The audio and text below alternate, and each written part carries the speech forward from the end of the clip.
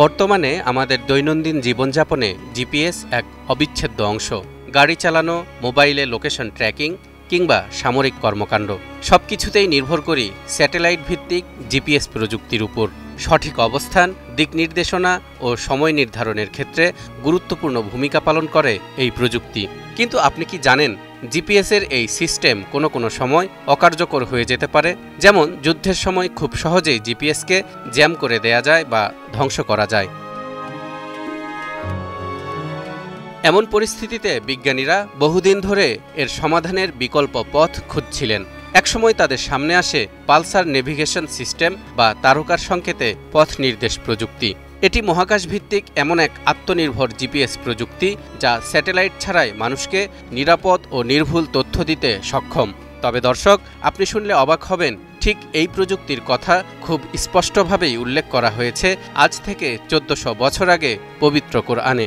ইরশাদ হচ্ছে, وعلامات وبالنجم هم يهتدون।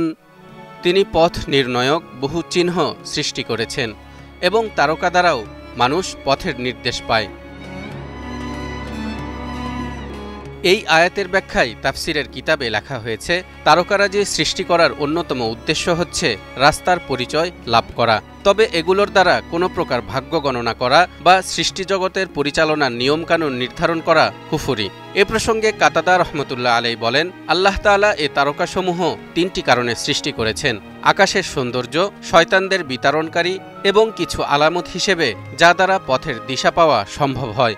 সুতরাং যে কেউ এর বাইরে অন্য কিছু দিয়ে এগুলোর ব্যাখ্যা করবে, সে অবশ্যই ভুল করবে, তার প্রচেষ্টা ব্যর্থ হবে এবং এমন বস্তুর পেছনে অযথা দৌড়াবে যার ব্যাপারে তার কোনো জ্ঞান নেই। কিন্তু দর্শক, এবার প্রশ্ন হলো, কোন সে তারকা যার সাহায্যে দিক নির্দেশনা বা পথ খুঁজে পাওয়া যায়, আর এটি কাজ করেই বা কিভাবে? বিজ্ঞানীরা বলছেন, এই তারকার নাম পালসার স্টার। মূলত এটি এক ধরনের নিউট্রন তারকা, যা একসময়ের মহাবিস্ফোরিত তারকার অবশিষ্ট অংশ। এরা অত্যন্ত উচ্চ গতিতে ঘুরতে থাকে এবং নির্দিষ্ট সময় পরপর বিকিরণ বা সিগন্যাল পাঠায়, একেবারে ঘড়ির মতো সুনির্দিষ্ট করে। এই বিকিরণ বা সিগন্যাল যদি আপনি ধরতে পারেন, তাহলেই আপনি জেনে যেতে পারবেন এই মুহূর্তে আপনি মহাবিশ্বের ঠিক কোন অবস্থানে আছেন। বিজ্ঞানীরা এর নাম দিয়েছেন এক্স-রে পালসার বেসড নেভিগেশন। এমনকি যুক্তরাষ্ট্রের মহাকাশ গবেষণা সংস্থা নাসা এরই মধ্যে এই প্রযুক্তি ব্যবহার করে সফলতাও পেয়েছে।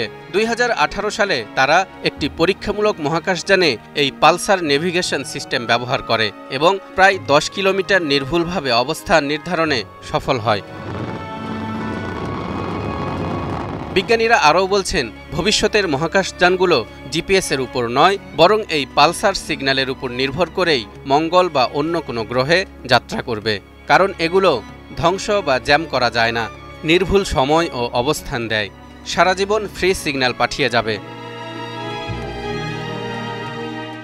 অথচ সূরা নাহলের এই আয়াত নাজিলের পর থেকে একটা সময় পর্যন্ত অবিশ্বাসীরা বলে আসছিল, তারকা দিয়ে পথ বের করা ভুল কথা, কারণ তারা তো নিজেরাও সরে সরে যায়। কিন্তু বিজ্ঞানের অগ্রগতির কারণে আজ আমরা জানতে পেরেছি, পালসার নামের বিশেষ এক ধরনের তারকা আছে যাদের নির্ভরযোগ্য সিগন্যালের মাধ্যমে মানুষ সত্যিই নিজের অবস্থান জানতে পারে।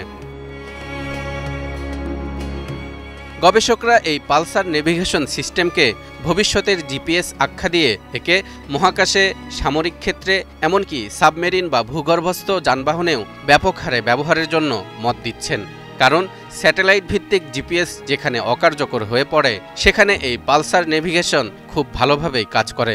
তাই তো কেউ কেউ বলছেন, এ শুধু অত্যাধুনিক জিপিএস নয়, বরং এ যেন এক আসমানি জিপিএস। তালহা ইবনে রেজা, নিউজ 24।